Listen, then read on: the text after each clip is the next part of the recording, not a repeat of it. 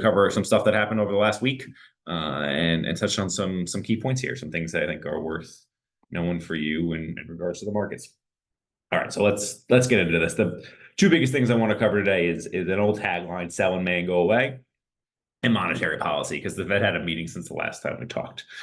So there's this famous phrase, "sell in May and go away." It originated in London under a slightly modified phrase. It used to be "sell in May and go away, come back on St. Ledger's Day," or Ledger's Day, excuse me, which was a race that happened in the fall in the UK. The whole idea is that, all right, cash out, skip the summer, check back in October.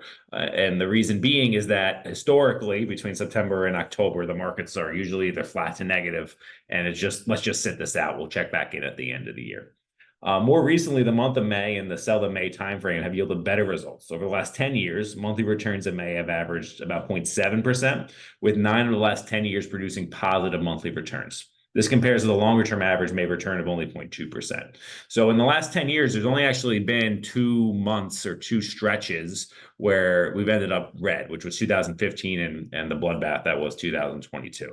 Average return has been about 4%. So percent positive, about 80% of the time since the last 10 years that sell in May and go away has not worked, and actually makes sense to hold on tight. Finally, though, the biggest if is with the election now only 6 months away, we analyzed sell in May returns during election years since 1952. And the S&P 500 generally averaged a gain of 2.3% during these periods and finished higher 78% of the time. So really, bottom line, expect lower returns in the sell, like not negative, but between now and October, really expect, I think we're going to take a little pause from this epic rally that we saw from October to now. And the biggest thing right now that's driving monetary policy, the biggest piece of this is the Federal Reserve.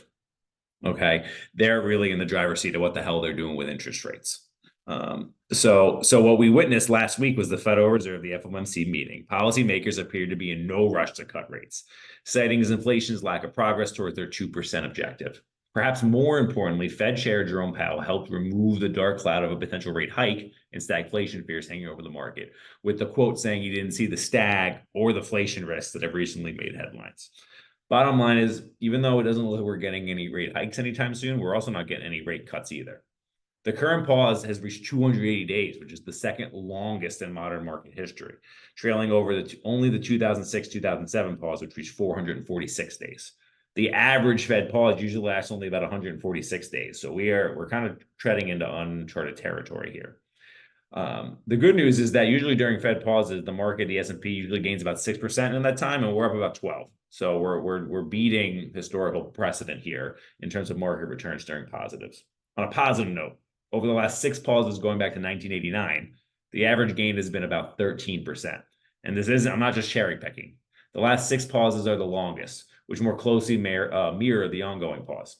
The only time that this didn't work, where we saw markets go up during a Fed pause, is between 2000 and 2001 during the dot-com crash. The bottom line, all right, is that really what the Fed's going to do right now is dictating everything, and they have no intentions of cutting rates anytime soon, it feels like. Inflation is still over 3%, which is too high, and the job market, while showing some cracks, is still holding up. So at this point, we're going to expect rates higher for longer at this point. So keep that in the back of your mirror when you're making allocations into debt. Something I've been recommending my clients is starting to take on some duration in debt. So instead of holding onto these 1-year CDs, now is really we're entering a good period where you want to lock in some of these interest rates for a longer time period.